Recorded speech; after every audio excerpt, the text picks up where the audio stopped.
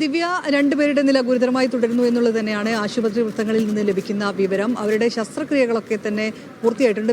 ഒരു സ്ഥലത്ത് മാത്രമല്ല, വിവിധ ശസ്ത്രക്രിയകൾക്ക് വിധേയരാകേണ്ടി വന്നിട്ടുണ്ട് രണ്ടുപേരും. അത്രയേറെ ഗുരുതരമായ പരിക്കുകൾ രണ്ടുപേർക്കും ഉണ്ടായിരുന്നു. ഇതര സംസ്ഥാന തൊഴിലാളികളാണ് അവർ രണ്ടുപേരും.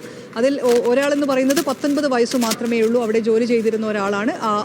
ആ കുട്ടിയടക്കമുള്ള 7 പേരാണ് ഇപ്പോൾ ചികിത്സയിലുള്ളത്. മറ്റുള്ളവർ ഈ 2 പേരൊഴിച്ച് ബാക്കിയുള്ള 5 പേരുടെ നില തൃപ്തികരമാണ്. അവർക്ക് പരിക്കുകളുണ്ട്, പക്ഷേ എന്നാൽ ഗുരുതരമായ അവസ്ഥയിലേക്ക് പോകുന്ന പരിക്കുകളൊന്നും തന്നെയില്ല. അവരും ആശുപത്രിയിൽ തുടരുകയാണ്. കുറച്ച് ദിവസം കൂടി ആ ചികിത്സ തുടരേണ്ടി വരും. ഇവർക്കുള്ള എല്ലാ ചികിത്സാ സൗകര്യങ്ങളും ഡോക്ടർ മൂപ്പൻസ് മെഡിക്കൽ കോളേജിൽ കൃത്യമായി തന്നെ നൽകാനുള്ള നിർദ്ദേശം നൽകിയിട്ടുണ്ട്. അവിടെ തന്നെയാണ് 7 പേരുമുള്ളത്. സർജറിയൊക്കെ അവിടെ തന്നെയാണ് നടക്കുന്നത്. ഇന്നലെ മന്ത്രി ടി സിദ്ദിഖിൻ്റെ ഒക്കെ നേതൃത്വത്തിൽ ആശുപത്രിയിൽ തന്നെ ഒരു അവലോകന യോഗം ചേരുകയും ഇവരുടെ ആരോഗ്യസ്ഥിതികൾ വിലയിരുത്തുകയും ചെയ്തിരുന്നു. ഇന്ന് അല്പസമയത്തിനകം വയനാട്ടിലെത്തുന്ന VD സതീശൻ വിംസ് ആശുപത്രിയിലെത്തി അവരെ കൂടെ സന്ദർശിക്കും. അവരെ കാണാൻ കൂടി ഇവിടെ എത്തുമെന്നാണ് അറിയിച്ചിട്ടുള്ളത്. എന്തായാലും മറ്റുള്ളവരുടെ ഈ 2 പേരുടെ നിലയൊഴിച്ച് മറ്റുള്ളവരുടെ ആരോഗ്യനിലയിൽ കാര്യമായ പുരോഗതിയുണ്ട്. അതിൽ ഗുരുതരമായി പരിക്കേറ്റ മറ്റൊരാളായിരുന്നു കുഞ്ചു എന്ന് പറയുന്ന ഒരു സൈറ്റ് എഞ്ചിനീയർ. അദ്ദേഹം നമ്മളോട് സംസാരിക്കുക കൂടി ചെയ്തിരുന്നു. അദ്ദേഹം അതിൻ്റെ മണ്ണിനടിയിൽ നിന്നും അയാളുടെ കഴുത്തറ്റം മണ്ണിനടിയിൽ നിന്നാണ് കുഞ്ചുവിനെ രക്ഷപ്പെടുത്തുന്നത്. അപ്പോൾ അതിൻ്റെ ഒരു സ്ഥിതി കൂടി അവിടെ ഉണ്ടായിരുന്ന ആളുകളെ ഇനിയും കാണാനുള്ളതിൻ്റെ ഒരു അവസ്ഥ കൂടി അദ്ദേഹം പറയുന്നുണ്ട്. കുറേ പേർ അവർക്കൊപ്പം ഉണ്ടായിരുന്ന സൈറ്റ് എഞ്ചിനീയർമാർ ഉൾപ്പെടെയുള്ളവരെ ഇനിയും കാണാനുണ്ട് എന്നുള്ള അദ്ദേഹം പറഞ്ഞിട്ടുണ്ട്. അവർക്ക് വേണ്ടിയുള്ള തിരച്ചിലാണ് ഇപ്പോൾ പുരോഗമിക്കുന്നത്.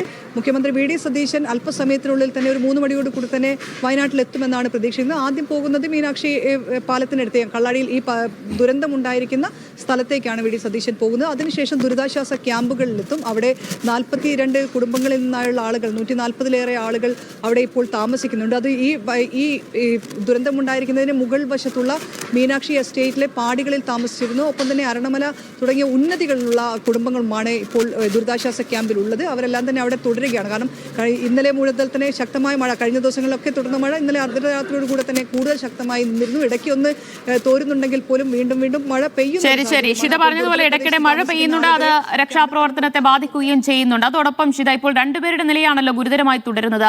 മറ്റ് 5 പേരുടെ ആരോഗ്യനില എങ്ങനെയാണ്? അവർക്ക് ഉടൻ ആശുപത്രി വിടാനുള്ള ഒരു സാധ്യതയാണോ ഉള്ളത്?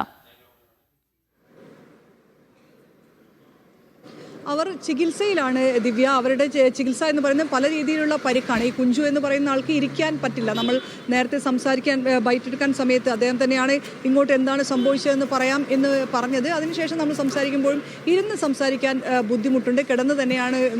കിടക്കുക തന്നെയാണ് ചെയ്യുന്നത്. അങ്ങനെയുള്ള പരിക്കുകളാണ് മറ്റുള്ളവർക്കുമുള്ളത്. അപ്പോൾ ഇന്നോ നാളെയോ ആശുപത്രി വിടാൻ പറ്റുമെന്ന് പ്രതീക്ഷിക്കുന്നില്ല. ഒരുപക്ഷെ 2 ദിവസം കൂടി ചികിത്സയ്ക്ക് ശേഷം മാത്രമായിരിക്കും അവർക്ക് ആശുപത്രി വിടാൻ സാധിക്കുക.